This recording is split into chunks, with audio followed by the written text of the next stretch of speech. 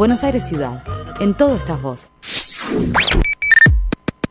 Esta radio también está en derradios.com. www.derradios.com, el sitio latino de radios. 1 de cada 100 argentinos puede ser celíaco. Si sos mujer y tenés anemia, diarreas, cansancio, abortos espontáneos, infertilidad, constipación, consulta a tu médico. Podrías ser celíaca. Es un consejo de la Asociación Celíaca Argentina.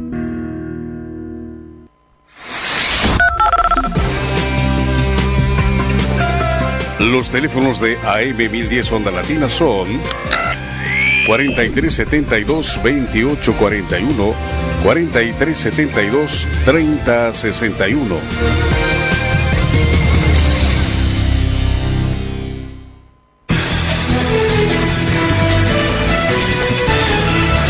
Fin del espacio publicitario.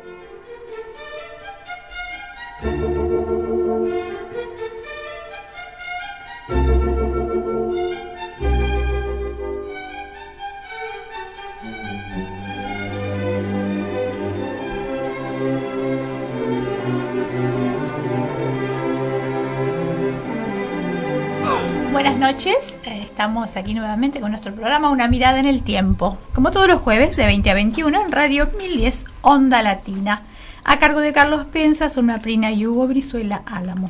Hoy contamos con la conducción de Carlos Penza. Bueno, Marta, ¿qué tal? Buenas tardes o noches, ¿todo bien? Todo muy bien. Con una ciudad un poco con tránsito complicada, complicada la noche. Sí, tardamos todos un poco más hoy. Bueno, empezamos con la efeméride. 26 de noviembre de 1903 nace Sebastián Piana en Buenos Aires. Músico, pianista, director, docente y prolífico compositor. Profesor del Conservatorio Musical de Música de la ciudad de Buenos Aires. Maestro de Sofía Bozán, fue acompañante de Mercedes Simone y Azucena Maizani. Integró un conjunto con Siria Cortiz, Mafia, Lawrence y Marcucci. Musicalizó numerosas películas y piezas teatrales. Y fue autor de tangos y milongas antológicas como La Tapera, Sabor Popular, Sobre el Pucho, Silbando, Milonga Sentimental, Milonga del 900, Viejo Ciego, Caserón de Tejas, que es un himno a la nostalgia barrial, lo hizo con Cátulo Castillo. Y con Mansi crearon el vals Esquinas Porteñas, que bueno, que en sus letras dice: te lloran las lunas de invierno en las acuarelas de mi evocación. Bueno, otros temas fueron El Pescante, Tinta Roja, Bettinotti, Pena Mulata, Milonga Triste, infinidad de obras más. Compuso también las bandas musicales de varias películas como Sombras Porteñas, Carnaval de Antaño, He Nacido en Buenos Aires, Nobleza Gaucha, Las de Barranco, El Último Payador y Derecho Viejo. Aún a los 90 años seguía componiendo y dando clases. Escribió alrededor de 500 obras y fue presidente de la Academia Porteña del Lunfardo. En 1985 recibió un diploma al mérito de los premios Conex como uno de los 5 mejores compositores de tango de la historia en Argentina. Bueno, Sebastián Piana murió un 17 de julio de 1994. Así que bueno, va nuestro recuerdo. Interesante, hoy es fecha de nacimiento. De nacimiento, exactamente, un 26 de noviembre de 1903 nació. Muy bien. Bueno, pasamos a nuestro anunciante, antes de de mencionar a mi invitado. Sí. Signo Vital publica sus libros en internet para su venta masiva en todo el mundo. Pueden ver y confirmar en www.signovitалediciones.com.ar o llamar al 4988-1833. También, si quieren escuchar programas de Una mirada en el tiempo, los anteriores, pueden hacerlo ingresando a www.enciclopediaradial.blogspot.com.ar. Y a la radio se pueden comunicar al 4372-2841 o 4372-3061. Bueno, Marta, hoy hemos recibido muchas llamadas de oyentes, amigos que, claro, todos insisten en lo mismo, que opinemos sobre las novedades políticas, Sí. y son muy frescas, vamos a ir Claro. sabiendo con los días que pasa. Lo de antes, lo que se propuso, la campaña y todo lo demás, ya se sabe bastante. Haremos programas específicos a partir de la semana que viene, analizando cómo va evolucionando Sí. esta novedad política. De todos modos, aunque sea brevemente, sin entrar al tema, porque tenemos un tema específico hoy, me parece importante a mí, lo considero subjetivamente, aclarar dos cosas. Primero, acá no ganó Macri las elecciones, sino que ganó Cambiemos. Y esta propuesta mía es muy clara. Me parece que tenemos que acabar con los caudillismos que fabricamos desde abajo. Porque si ahora empezamos con una época en la cual hay macrismo, en vez de otra cosa, estamos haciendo de la política algo subalterno. Pareciéramos un país de niños pequeños, infantiles, que están pidiendo siempre un padre o un caudillo. Acá hay un grupo político que se llama Cambiemos. Ese grupo ganó las elecciones. Es una coalición con varios. Correcto, exactamente. Se llama Cambiemos, ese es el gobierno que tenemos nuevo. Tampoco hace falta que se dramatice demasiado la situación del señor Scioli, que ha tenido un digno segundo puesto. Y nada menos que al llegar a un segundo puesto en estas largas elecciones en la República. Para nada es para pensar. Yo escuché decir cosas. Se acabó Scioli. ¿Qué futuro tiene? ¿Qué va a hacer? Estamos exagerando en todo sentido. Es una enormidad. Estamos pareciendo un pueblo infantil con lo que planteamos. El señor Scioli, o Daniel Scioli, como llaman todos, hizo una buena campaña, tuvo una cantidad de votos adecuados. Sí. Es una persona respetable, nos guste o no su gestión, es una cosa aparte esa. Nos guste o no su ubicación política, es un tema aparte. Pero como ciudadanos, tenemos que entrar a ser un poco más razonables. Después de tantas elecciones, un segundo puesto, con una pequeña diferencia con el primero, lo deja al señor Scioli en buena posición. Obvio. Debe ser un hombre de consulta, él mismo ha tomado actitudes muy correctas y coherentes, ha propuesto colaborar. Sí. Con lo cual, bueno, acabemos de hacer en el país una cuestión de, primero, caudillos. Basta, por favor, y nada de macrismo. ¿Qué macrismo? Acá hay una coalición política que se llama Cambiemos. Sí. Y está al frente un señor que ojalá que haga una muy buena gestión, y lo deseamos. Y el señor Scioli también tiene que ser respetado porque ha tenido una cantidad de votos importantes. Y bueno, además su actitud posterior a la elección ha sido muy correcta. Así que en paz manejémonos con un poquito más de lógica y sentido común. De cordura y, claro, madurez. Esto es lo único que anticipo ahora. De todos modos haremos algún programa específico. Vamos a hacer algunos después de que asuma el nuevo presidente para analizar ya propuestas concretas. Por ahora son todas cosas muy, digamos, nuevas, indefinidas, y el tiempo nos va a ir permitiendo en unos días opinar mejor. Opinar solamente, por supuesto, sin pretender ser la guía de nadie. Pero hoy tenemos un tema muy específico y muy interesante que hace a la calidad de la política argentina, que es la vida de Alfredo Palacios. Este líder socialista que tuvo una conducta impecable en su vida política, Gran orador. gran orador, gran intelectual, Sí. un hombre muy culto, muy preparado, desinteresado. Realmente, analizando la vida de Palacios, uno piensa que únicamente le interesaba el saber, el conocimiento. Quería difundir esto que él sabía, se pasó la vida dando conferencias, viajando por el mundo, participando en actividades académicas, dando charlas a estudiantes, dirigiendo centros universitarios y siendo una persona de una vida austera. Sí, totalmente. Leí un poco para no estar tan ajeno a esto, porque el que nos acompaña sabe mucho del tema, entonces voy a decir algo antes que él hable y después no pueda decir nada más. Me llamó la atención algo que dice Piña en la historia de Alfredo Palacios, que fue su consideración, respeto, aprecio de una manera magnificada, porque estaba asombrado él por Jesucristo. Él tuvo una actitud en su educación infantil muy instado, llevado a tener una vida de práctica religiosa. Así que Alfredo Palacios leía el Nuevo Testamento, se interesaba por la vida de Jesús, a quien admiraba muchísimo. Y entonces yo, mirando esto, un individuo que no podemos decir que sea un socialista ateo en absoluto, porque su posición en la política fue un socialista social, le preocupó la vida social de la gente en Argentina, sobre todo los trabajadores. Pero se me ocurrió pensar si no sería Palacios, en esta actitud de apasionado, admirador de Jesucristo, lector de las Sagradas Escrituras, muy respetuoso de las ideas religiosas, si no sería lo que sería hoy, lo que llamaríamos hoy un socialdemócrata. Se me ocurrió, en ese momento no estaba muy claro el planteo, hablamos de 1900, 1920, y esto va a ser el primer tema que le planteo a nuestro invitado, que es el doctor Carlos María Romero Sosa, a quien le decimos gracias por acompañarnos, Carlos. No, gracias a vos, Carlos, y a la señora de haberme invitado.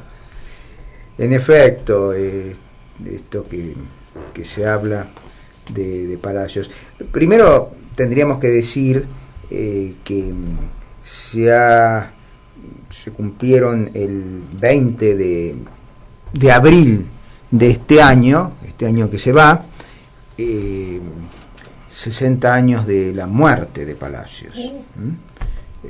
Murió de 85 años, el 20 de abril de 1965, mientras ejercía 50, el cargo... 50 años. 60 años, en 65, estamos en el 15. 50 años, claro, 50 años. Y murió ejerciendo la Diputación Nacional por la Capital Federal. Más acá, claro. Por la Capital Federal. Sí. La verdad que es una figura ejemplar, sobre todo en estos tiempos donde ejemplar. Los políticos, la verdad, de un lado y de otro dejan mucho que desear.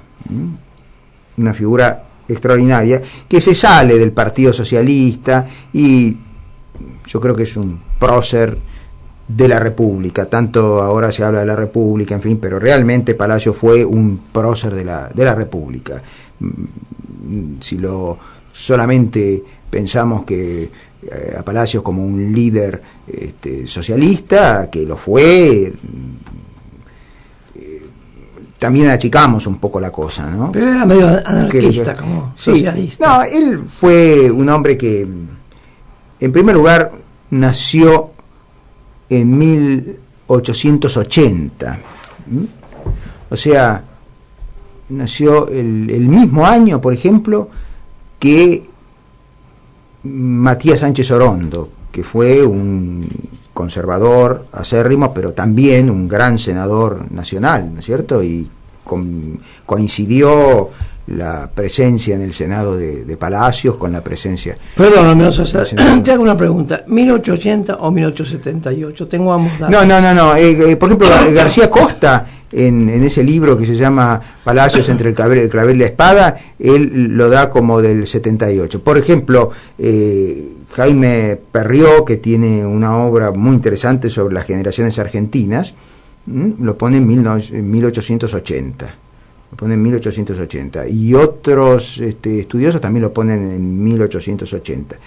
Por ejemplo, quien fue secretario de él durante 8 años, que ha escrito varios libros sobre Alfredo Palacios, el amigo, el doctor Pedro Vives Heredia, también lo pone en 1880. pero debe haber alguna cuestión ahí que no está todavía resuelta. Pero más o menos, si fuera del 80, yo creo que sí que era del 80, todas las biografías de él coinciden en el 80, la excepción es esta. Es un hombre de una generación, nos acordamos que Ortega decía que las generaciones eran más o menos 12 años, ¿no?, entre uno y otro, y eso es de la misma generación, por ejemplo, que nació el mismo año que él, de Juan Veterán, el fundador de la Universidad de Tucumán, del filósofo Alfredo Rullés, del médico Pedro Chuto, del médico Peralta Ramos. O sea, por ejemplo, eran del 81, creo, dos amigos de Palacios, el escritor, el novelista Manuel Gálvez y Ricardo Rojas, don Ricardo Rojas, ¿no es cierto? O sea, situamos ahí en una generación realmente de figuras extraordinarias que dio al país, ¿no? Para avanzar concretamente sobre temas que se me atreví a mencionar, su respeto por el tema religioso, su admiración por Jesucristo que lo guió políticamente. Eso sí. ¿Lo hizo un hombre creyente o no? Sí, hay mucho se ha, en fin, pensado sobre eso y alguien ha escrito, y eso ha producido también controversias, ¿no es cierto?, por los sectarismos que existen, ¿no? Creo que todos saben lo que se llamó la batalla del crucifijo, que fue algo lamentable cuando Palacios murió, que lo velaron en el Congreso, sí. Y entonces su féretro tenía un crucifijo, y jóvenes del Partido Socialista sacaron el crucifijo. Entonces la familia de Palacios dijo no, que él quería tener eso, y hubo incidentes es un dato importante. Sí, la batalla del crucifijo se llama. Hay, por ejemplo, una cuestión que tampoco está resuelta, que se dice que un sacerdote que fue capellán militar, que se llamaba el padre Amancio González Paz, que fue muy amigo de Palacios, pero dicen que él le administró los últimos sacramentos, y otra gente dice que no, que Palacios no recibió los últimos sacramentos. Ahora, lo concreto es lo que tú dices, Pensa, porque él venía de una familia, como dices, muy religiosa, la madre, doña Ana Ramón, muy religiosa, y las tías, y entonces lo crearon en un ambiente sumamente religioso. Pero después de eso, él, ya con esa gran sensibilidad social que tenía, se acercó al padre, a un sacerdote redentorista, que era el padre Grote, que fue el fundador de los círculos católicos de obreros. Participó muchísimo ahí. Claro. Incluso él, dicen que habló en la despedida de los restos de José Manuel Estrada. También, ¿no es cierto? Sí. El gran líder católico del 80, ¿no es cierto? Él junto con otras figuras, ¿no? Pero Estrada fue de la generación del 80, precisamente los sectores católicos, como Achával Rodríguez y otros más. Sin que esto sea un tema esencial. No, por supuesto que no, pero es interesante. No, porque hay un libro que se ha escrito sobre ese tema, que lo vuelvo a decir, de alguien que fue secretario de él, y que se llama El socialismo de Alfredo Palacios, los profetas y Jesús de Nazaret.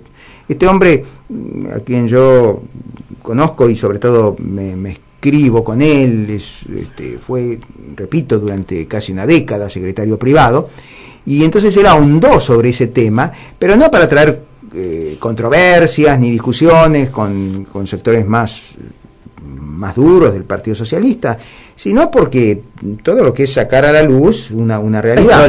Entonces es muy conocido el caso de que en la casa de la cual nunca fue propietario, ¿no es cierto?, de la calle Charcas, ahí llegando a Godoy Cruz. Charcas, que tengo el número exacto, 4740. Claro, llegando a las vías del tren, ¿no? Sí. Bueno, tenía un Cristo muy grande en la casa, ¿no? Tenía un Cristo ahí, y él siempre. Después es curiosa, y esto es a nivel también anecdótico, simpático, la amistad que él tuvo con este gran prelado que fue Monseñor Miguel de Andrea, Entonces, Miguel de Andrea fue un obispo auxiliar, pero Alvear quiso que fuera arzobispo de Buenos Aires, ¿no? Este tema es interesante, Carlos, porque fíjate que estamos hablando de 1920 más o menos. Claro. En lo cual aparece el comunismo en Unión Soviética, Claro, sí. el comunismo en México, para llamarlo de alguna forma, que eran socialismos ateos completamente, y además enemigos de la Iglesia. Sí. Este detalle no estamos hablándolo como un chimento de superficial, No. tiene mucho que ver con una posición de Alfredo Palacios. Con una posición en absoluto sectaria. Eso es lo interesante, lo que hay que rescatar, ¿no es cierto? Y como dices, el respeto por todo, las ideas, ¿no es cierto? Pero, por ejemplo, con el tema de Monseñor de Andrea, hombre también de una gran sensibilidad social, el fundador de la Casa de la Empleada y demás. Entonces, un día en Mar del Plata, se los encuentra conversando a Palacios y a el obispo de Andrea. Pero pensemos que los años 20, los años 30, la actitud de un lado y de otro, ¿no es cierto?, de la Iglesia en general era también muy enemiga del socialismo. No había venido el Concilio Vaticano II, no existía ni remotamente la teología de la liberación. Claro, eran extremos. Y el socialismo con respecto a la Iglesia Católica. Entonces era una lucha realmente. Bueno, pero estaban estos dos hablando, entonces alguien los descubrió. Pero tuvo más respeto al socialismo por la religión que el Partido Comunista. Sí, pero también están las anécdotas que los socialistas se reunían los Viernes Santos a comer asados o cosas así, ¿no? Pero es interesante esto. Entonces estaban reunidos los dos y entonces algún periodista los descubre. Entonces le preguntan a Palacios, que fue de los solteros, digamos, mujeriegos que ha habido en la política argentina, ¿no? El otro soltero así fue Perete, por ejemplo, ¿no es cierto? Pero Sarmiento dicen que también. Pero Sarmiento no era soltero, era casado, ¿no? Era muy galante. Conoció a Sarmiento él. Y lo de haber conocido, claro, porque Sarmiento murió en el 88 murió Sarmiento, así que... Dice que conversó. Sí, puede ser, claro, si murió en el 88, él era chico. Y entonces le preguntan a Palacios, ¿y de qué hablaron con el obispo? Y entonces Palacios dice, hablamos de mujeres. Entonces le preguntan a Monseñor de Andrea, es cierto, hablamos del hogar de la empleada, cómo solucionar los problemas. Así que esto es muy interesante porque la actitud. Ahora, a nivel ya más serio, digamos, sin anécdotas, en todas las obras de Palacios, por ejemplo, tiene un libro que se llama La Justicia Social, que es un tratado que tiene, comienza citando las escrituras del Antiguo y del Nuevo Testamento, ¿no es cierto? Las escrituras, él cita, y con un gran respeto y una gran veneración. Entonces, estamos también diciendo que con Grote fue muy amigo y lo guió Grote. Pero en un momento dado parece que Palacios pronunció un discurso que se fue demasiado, ¿no? Entonces Grote le dijo, bueno, no exageres, muchacho, no exageres. Y ahí fue el rompimiento de él con los círculos católicos de obreros. Con esta frase que te puedo leer. Pasó esto. Palacio dijo en ese momento que proponía la redención, el respeto, el mejoramiento de los obreros en esta tierra. Claro, sí, no claro, después de la muerte. Claro, sí. Y eso enojó a la Iglesia. Claro, sí, sobre todo a Grote, ¿no? Con él se separó. Con él fue la discusión. Claro, con él fue la discusión. Pero, en fin, esto es una cuestión muy interesante para seguir estudiando el tema, ¿no? Pero hay que reconocer que fue un precursor en muchísimos aspectos, Palacios, ¿no?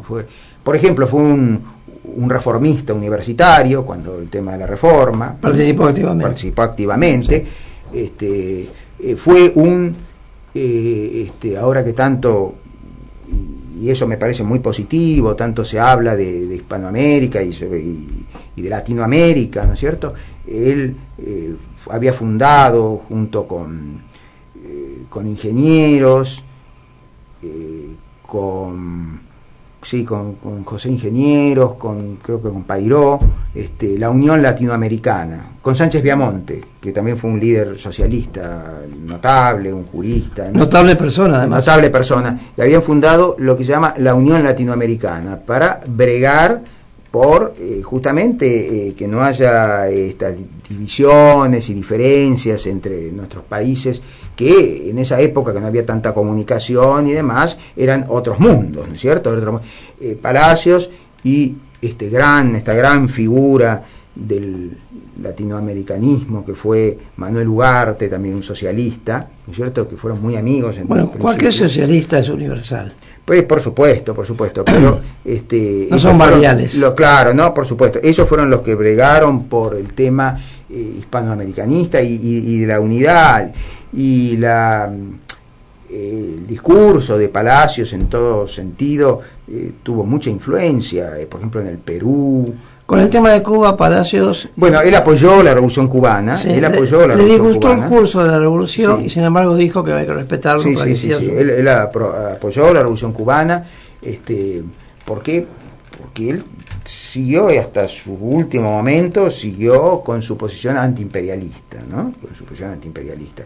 Y es más, por ejemplo, con Gabriela Mistral, que fue muy amigo con Gabriela Mistral, la gran poeta chilena, premio Nobel, en fin, con la cual tuvo una discusión. Yo escribí sobre eso, sobre una discusión con motivo de un congreso pedagógico, y Gabriela Mistral bregaba por dar precisamente enseñanza religiosa y demás, y Palacios no decía que no era ateo, pero era laicista, ¿no? Que aparte la ley de enseñanza de Roca es una ley de enseñanza obligatoria, laica y gratuita, ¿no es cierto? Y él mantenía esa posición. Vamos a escuchar un poco de música, pero de todos modos luego quiero hacer un planteo que tiene que ver con la austeridad de Palacios. Por supuesto. Con su vida correcta, honesta, como político, y un poco mezclarla con la actualidad para que ver cómo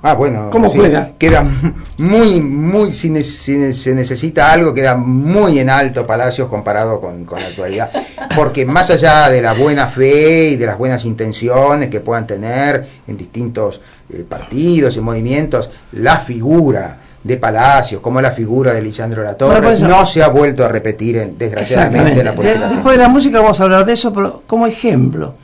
No es que quiera hacer una comparación, impone la realidad actual. No, porque por hacer una comparación dejamos muy mal a nuestros contemporáneos. Modos, como ejemplo debe valer. Por y supuesto, de eso quisiera hablar contigo un momento, Marta. Como arquetipo. Musiquémonos. Bueno, vamos a escuchar desde un grupo de La Quiaca, Ucu Malco, que significa tigre y montaña.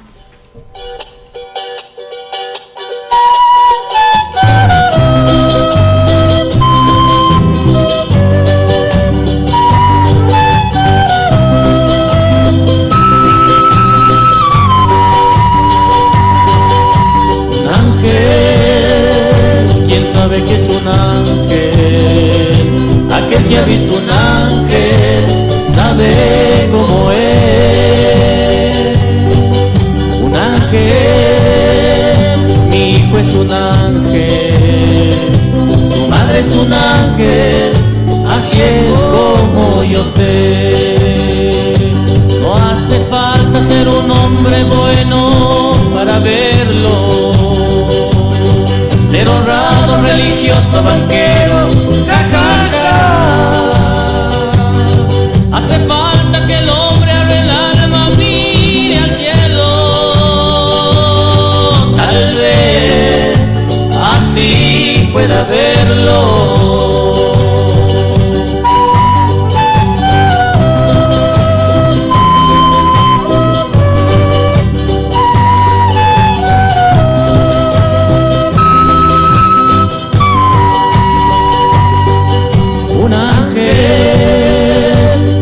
Que es un ángel, aquel que ha visto un ángel sabe cómo es. Un ángel, mi hijo es un ángel, su madre es un ángel, así es como yo sé. No hace falta ser un hombre bueno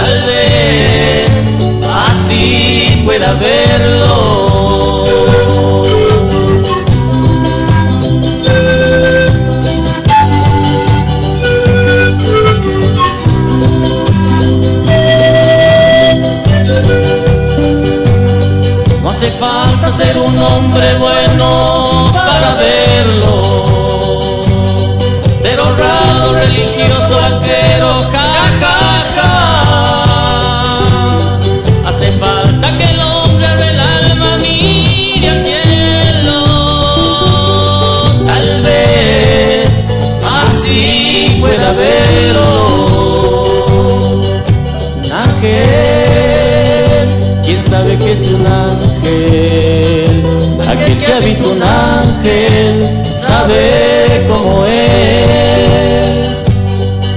Un ángel, mi hijo es un ángel, su madre es un ángel, así es como yo sé. Bueno, Signo Vital publica sus libros en internet para su venta masiva en todo el mundo. Pueden ver y confirmar en www.signovitалediciones.com.ar o llamar al 4988-1833. Bueno, también quienes quieran ver y escuchar programas anteriores de Una Mirada en el Tiempo pueden hacerlo ingresando a www.enciclopediaradial.blogspot.com.ar o llamar a la radio al 4372-2841 o 4372-3061. Bueno, continuamos hoy con la conducción de Carlos Pensa y nuestro invitado, el doctor Carlos María Romero Sosa, que nos está hablando sobre Alfredo Palacios. Bueno, del cual voy a recordar algo que me pareció importante en su vida. Alfredo Palacios fue un hombre de una actividad increíblemente difícil de imitar. Era un hombre de mucha actividad, continuamente estuvo universitario, rector, conferencias, escribió, estudió, opinó, hizo política. Tuvo una vida muy austera. Esto que me parece interesante mencionar, teniendo en vista lo que pasa ahora en nuestro país. Alfredo Palacios murió en Charcas 4741, donde vivió siempre con su familia. Es una casa modesta donde alguna vez se mudó con la familia y ahí vivió toda su vida. Tuvo una vida austera, continuamente. Entonces me llama la atención que no sea recordado continuamente, no solamente por los que lo admiramos, sino en general por mucha más gente. Porque es un ejemplo de corrección política, aun cuando tiene un montón de actitudes que pueden ser contradictorias, porque no era un hombre muy cargado de una ideología rígida, era bastante flexible. Sí, sí, sí. Tenía mucha tolerancia a ideas distintas a la de él, dialogaba mucho, conferencias que él daba eran interesantes siempre. Yo lo he conocido en la Facultad de Derecho, cuando fue a dar conferencias, se quedó después de la conferencia hablando el tiempo que hiciera falta. ¿Cómo hacía este hombre para tener tanto dinamismo? Era súper saludable. Sí, parece que sí, dicen, hay anécdotas que la gente le decía, doctor Palacios, usted a su edad, y se enfurecía que le dijeran eso, ¿no? Pero, sí, la verdad que era una persona, la labor como publicista fue enorme. Escribió sobre muchísimos temas, sobre temas de sociología. Tiene, por ejemplo, ese libro sobre Esteban Echeverría, que él en realidad decía que su socialismo, más que de Marx, lo decía él, partía del dogma socialista de Esteban Echeverría, ¿no es cierto? Que fue el que introdujo el romanticismo acá. Sí, sí, sí. Y tiene una obra que se llama Echeverría, a Dalí del pensamiento de Mayo, ¿no? Que es una obra fundamental para estudiar el pensamiento no solamente de Echeverría, sino de toda esa generación, ¿no? De la generación del 37. Y después, por ejemplo, fue de los primeros, bueno, Grusac lo hizo antes, pero fue de los primeros que trabajó el tema de las Islas Malvinas. Él fundó la primera Junta de Recuperación de las Malvinas junto con Carlos Obligado, que fue el autor de la marcha, de la letra de la marcha de las Malvinas, y con Antonio Gómez Langenheim, que fue un hombre que historiador de las Malvinas, que escribió varias obras sobre eso. Bueno, fundó eso. O sea, fue un hombre que siempre estuvo en cosas muy originales y trascendentes, actuales, además, ¿no es cierto? Y trascendentes. Era además. laborioso. Sí, Ahora, sí, me equivoco, Carlos María, si yo digo que sería hoy un socialdemócrata. Bueno, sí, estaba en esa posición, ¿no es cierto? Porque era un socialismo no violento, un socialismo muy tolerante. Por supuesto que sí. Por eso es que el problema, por ejemplo, que tuvo con el peronismo, él fue perseguido, estuvo preso y demás. Sin embargo, Sin embargo, cuando Frondizi gana las elecciones, al poco tiempo, él en la Cámara, él entra en el 61 como senador nacional nuevamente, había sido en la década del 30 senador nacional, y después nuevamente ingresa al Senado en 1961, y lo primero que hace fue interpelar al ministro Vítolo por lo que él llamaba las torturas que habían habido a los presos y demás. Él, con un revólver en la mano, fue a una comisaría a sacar y a mostrar que había una picana eléctrica, ¿no es cierto? Siempre fue un defensor de los derechos humanos. Eso es historia indiscutida. Indiscutida. Sí. Y lo primero que él hizo cuando lo eligen senador nacional es ir a visitar a los presos peronistas. Bueno, todos los peronistas estaban presos. Los sindicalistas peronistas estaban todos presos. Y él lo primero que hizo fue ir a visitarlos, ¿no es cierto? Con una gran nobleza. Palacio no toleraba lo que decía él que era un fascismo de Perón. Sin embargo, tenía mucha admiración por Eva Perón. Sí, probablemente. No, sí, públicamente sí, lo sí, dijo, sí, le sí. pareció que la labor de Eva Duarte fue muy importante, fue muy honesta, estaba convencido Alfredo Palacios, a pesar de que estuvo en contra de Perón siempre. Muchísimo. Yo creo que ahí fue un desencuentro entre ambos, ¿no? Ni el peronismo entendió, no solamente a Palacios, sino ni el peronismo entendió a la izquierda en general, ni la izquierda entendió al peronismo en el 45. Y de ahí viene una línea divisoria casi definitiva por mucho tiempo. Pero incluso la ruptura del Partido Socialista que hizo Palacios y la doctora Alicia Moro de Justo.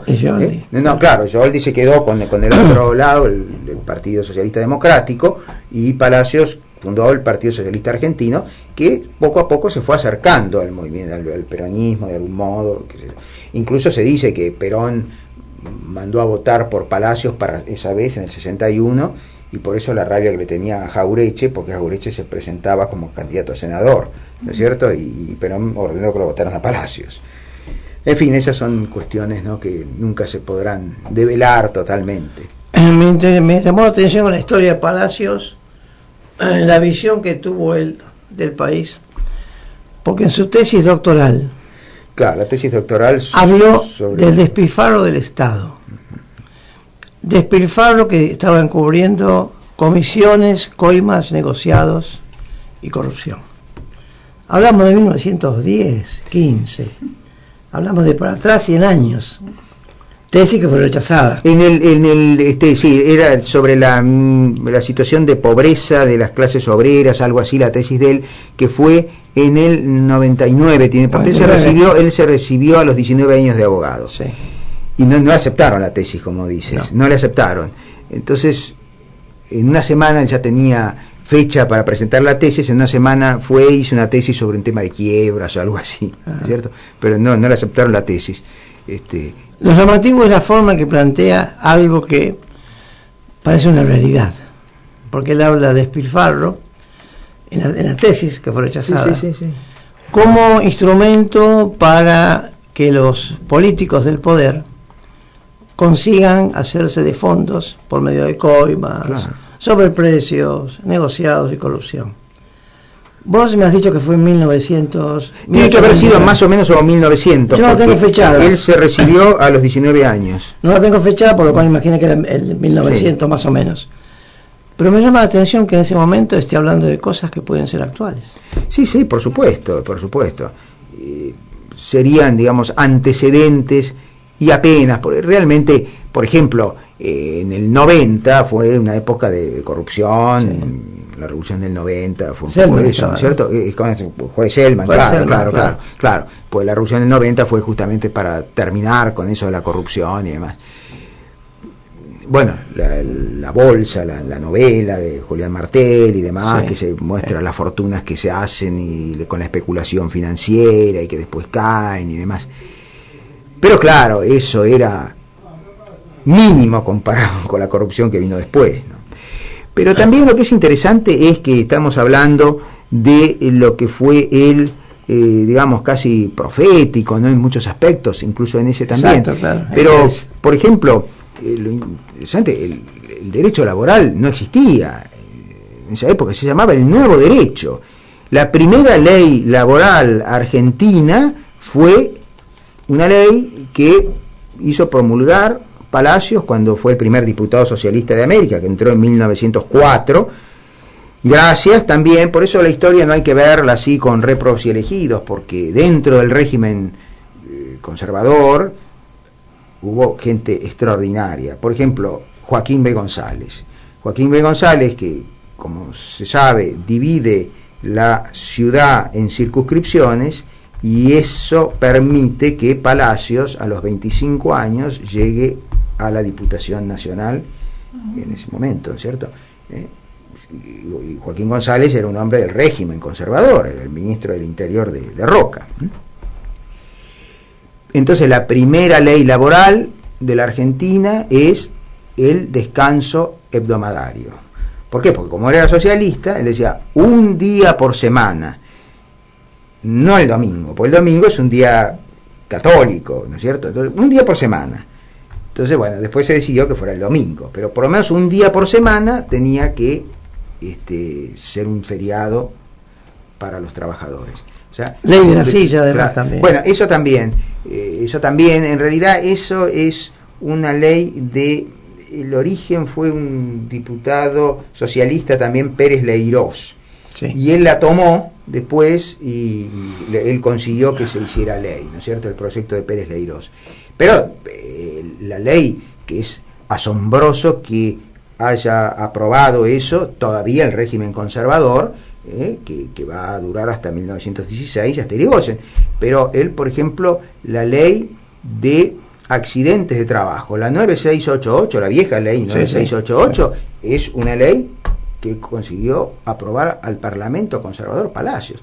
Y entonces decían, pero ¿cómo puede ser? Si un trabajador se accidenta, bueno, la culpa es del trabajador. ¿Por qué se le va a echar la culpa? No, le decían, no es culpa, es responsabilidad del empleador. Esto que hoy nos parece natural a todos, en ese momento fue muy revolucionario, ¿cierto? Bueno, todas estas leyes que pudo hacer aprobar Palacios. Y eso demostraba también la cintura política que tenía, ¿no? ¿Por qué motivo los gremialistas, el gremialismo no apoyó a Palacios en aquella época? Porque esa distancia. Nunca entendí bien. Sí, por ese problema que digo, que el peronismo nunca entendió a Palacios. Ahora, lo que me llama la atención, y eso sí me ha llamado la atención, es que, por ejemplo, cuando este gobierno que termina, que se habla de transversalidad, se habló al principio y demás, no recogiera la figura de Palacios, ¿no es cierto? No sé por qué, porque realmente él estuvo muy cerca en muchos postulados que han sido reivindicados ahora, por ejemplo, el latinoamericanismo. Fue un antecedente importantísimo del latinoamericanismo. Los derechos humanos. O sea, Carlos María, un tema de ignorancia de quién. Sí, un tema de ignorancia. Porque todo esto efectivamente se ha ignorado. No se habla de Alfredo Palacios en la medida que correspondería. No es homenajeado con la intensidad que corresponde. Es ejemplar en muchos aspectos. Claro, sí. Yo te repito, me parece que es un prócer de la República. Exactamente. Prócer de la República. Claro. Y si decimos que solamente es un dirigente socialista, lo achicamos. Pese que además que fue un dirigente socialista. Además lo fue, y a mucha honra para él. Pero fue más que eso, ¿cierto? Sí, por eso a mí me da la atención la falta de cuidado con su imagen. En primer lugar, fue probablemente el legislador más grande que tuvo la República. No cabe duda, por lo menos en el siglo XX. Acá tengo una anécdota graciosa. En sus peleas con Perón lo califica a él de payaso. Sí, lamentablemente. Porque para eso se vestía con el poncho, con los bigotes. Sí. Y pareciera que alguien intentó acercarlos. ¿Conocés la anécdota? Sí, no estaban tan lejos, pero de todos modos estaban lejos. Sí. Entonces alguien intentó acercarlo y Palacios le contestó. dice la leyenda. Este payaso no trabaja para ese circo. Para ese circo, claro, sí. O sea, se ve que peleaban por lo menos a niveles graciosos, ¿no es cierto? Después, cuando vino la revolución del 55, él era amigo personal de Lonardi. Lo nombró embajador en Uruguay. Cosa muy útil porque realmente durante el peronismo se había deteriorado absolutamente la relación con el Uruguay. Yo pensaba, cuando el problema de las pasteras acá, que también se deterioró la relación con el Uruguay, yo decía, caramba, evitemos esto, porque no hay un Palacios para mandar de embajador. Como Palacios era hijo de un uruguayo, ¿no es cierto? Dos uruguayos, padre y madre. Claro, era muy querido en Uruguay, pero muy querido. Fue cuando llegó como embajador, hubo una pueblada en Montevideo, en la plaza de Montevideo, para recibirlo y demás. Pero él, bueno, fue enviado por Lonardi ahí, pero por ejemplo en el 56, cuando vino el golpe del general Juan José Valle, un patriota, un hombre que merece también todo respeto y reconocimiento, y de otros, de Tanco y demás, Palacio fue de las pocas voces que, ya no estaba Lonardi, estaba Aramburu, y Rojas fue de las pocas voces que pidió que cesaran los fusilamientos. También hay que reconocer que del sector del nacionalismo católico, del nacionalismo clerical, también se alzaron voces en Azul y Blanco, Sánchez Orondo y demás, y pocas voces más, ¿no es cierto? Y eso también hay que reconocerlo en Alfredo Palacios, ¿no? Es importante lo que has dicho, porque aclara el tema que muchas veces le han achacado a Palacios haber sido embajador de un gobierno militar. De un gobierno, sí. Lo cual lo has puesto en el contexto que corresponde, porque efectivamente para ese momento era necesario y conveniente. Sí. Una persona de magnitud como era él. Además, esa situación, claro, hay que verlo en perspectiva histórica, ¿no? Él había sido muy perseguido por el peronismo. Sí. Había sido muy perseguido, ¿no es cierto? Por ejemplo, el peronismo, durante esa época, además de eso, se quemó la Casa del Pueblo, con esa inmensa biblioteca que tenía. Bueno, había un gran resentimiento. Y Lonardi no venía, si bien no se justifica eso, pero eso también lo decimos ahora después de todas las experiencias que hemos tenido. Es la experiencia que uno va viendo, claro, a la distancia. Pero por supuesto, ¿no? Y el horror de la última dictadura, que no se puede comparar con nada, claro, ¿cierto? Pero Lonardi, es verdad, esa comparación es importante. Claro, Lonardi vino con esa bandera de ni vencedores ni vencidos, y por eso también duró poco, duró 2 meses, y lo voltearon los sectores ultra del antiperonismo extremo, ¿no es cierto? Entonces eso también hay que reconocerlo. Pero Palacio fue un defensor de los derechos humanos. Ahora, por ejemplo, se habla de todos estos temas, que está tan bien que se hable en la actualidad, y que el tema del trato de personas, ¿no es cierto? Bueno, Palacios iba a los prostíbulos y rescataba mujeres, víctimas del trato. Entonces, todo este tipo de cosas fue un precursor. Además, me llamó la atención que en su placa de abogado, ¿sabes lo que decía, no? Sí, se atiende gratis a los pobres. Claro. Eso fue muy llamativo, porque era parte de su militancia, que fue constante. Por supuesto. Él se pasó toda su vida, de algún modo, en la docencia, en conferencias, escribiendo, planteando cuestiones sociales, con mucha claridad. Sí.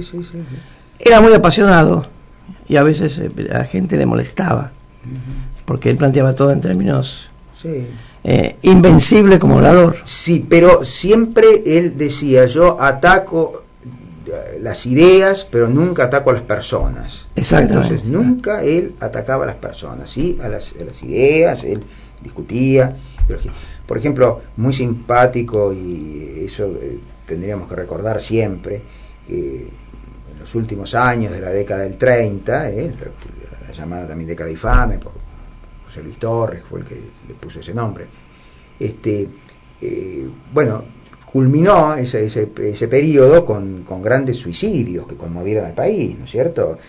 Por distintas circunstancias, ¿no? De Vicente de Horacio Quiroga porque tenía cáncer, de Alfonsina Storni porque tenía cáncer, de Lugones no se sabe por qué, si probablemente por desengaños, y no solamente sentimentales, sino incluso políticos, de Florencio Parravicini, de Lisandro de la Torre. Pero cuando murió Alfonsina Storni, después Lugones y antes Quiroga, ¿no es cierto?, Palacios pronunció un discurso en el Senado diciendo qué le pasa y qué mal está la República cuando se matan los poetas. Qué bueno. ¿Qué opina Carlos María viendo todo esto? Ya Palacios se pelea con Américo Giordi, sí. Y aparecen dos socialismos. El socialismo argentino y el socialismo democrático, claro. De ahí en más el socialismo comenzó a ser una multiplicación geométrica. Sí, claro. Eso tiene explicación. Y porque el espacio lo ocupó el peronismo. Los espacios políticos se llenan, ¿no es cierto? Se llenan los espacios políticos. Y el espacio político hay que reconocer que lo ocupó el peronismo, ¿no es cierto? Y por eso es que no tuvo después influencia. Hasta Wiener, que volvió a ser... Esteves Boero volvió a ser diputado socialista después de muchos años que no había socialistas en el Congreso, ¿no es cierto? Esteves Boero, una gran persona también, un hombre que merece todo respeto, y que fue diputado nacional en tiempo de Alfonsín, en tiempo después de Menem, fue diputado nacional por el Partido Socialista Popular, con mucha fuerza en Rosario. Bueno, pero de todos modos, mi pregunta queda en el aire. ¿Cómo explicamos que haya 20 socialismos? Acá le preguntamos igual a algún socialista importante, como es Alejandro Bodar, que ha venido varias veces con nosotros a conversar, y no tuvo respuesta. Me imagino que no es fácil darla. No, supongo que no. A mí me llama la atención que el socialismo, después de que el corte de Giordi y Palacios, se multiplicara en tantos partiditos. Sí, curioso, porque en la década del 30 había 2 senadores nacionales solamente, ¿no? Antes de la reforma de 94, 2 senadores nacionales. Y en la década del 30, en un momento dado, en el 35, los 2 senadores nacionales eran, uno era Alfredo Palacios y el otro era Mario Bravo, otra gran figura, no solamente del socialismo, sino también de la República, ¿no? Un poeta, un docente de derecho laboral, en fin, una figura notable. Bueno, los 2 fueron senadores nacionales. Y el bloque socialista tenía muchísimos diputados, en los años 30, en los años 40. Pero claro, la fuerza del socialismo estaba en la capital federal, un poco en la provincia, después un poco en Santa Fe, pero nada más, ¿no? ¿Por qué? Porque todavía antes del peronismo, el interior, ¿no es cierto?, era agrario, no había casi industria. Entonces la prédica del socialismo era más bien para los sectores del proletariado, ¿no? Sumado a que además el socialismo era un partido cientificista, nació como tal, un partido cientificista, biblioteca de buen trabajo. Por supuesto. Y entonces, por ejemplo, se hacía campañas contra el alcoholismo, que estaba muy bien. Se hacía campañas contra la prostitución, que estaba perfecto. Pero los trabajadores iban a los comités de los conservadores y les daban empanadas y les daban vino. Entonces, claro, llegaba más eso, mucho más demagógico. También ahora se habla de populismo, pero también había un populismo de derecha, un populismo reaccionario, pero populismo al fin, ¿no es cierto? Y entonces, por eso es que el socialismo no tenía. Una vez me decía un socialista amigo, una gran persona, ¿no?, Armaño Cosentino, ¿no? José Armaño Cosentino, amigo nuestro, ¿no? Dramaturgo, nombre extraordinario. Una vez voy a una conferencia del doctor Repeto, dice, gran figura, ¿no? Nicolás Repeto. Gran figura, ¿no? Pero era una conferencia sobre el evolucionismo en Darwin. Y entonces eso, claro, no atraía.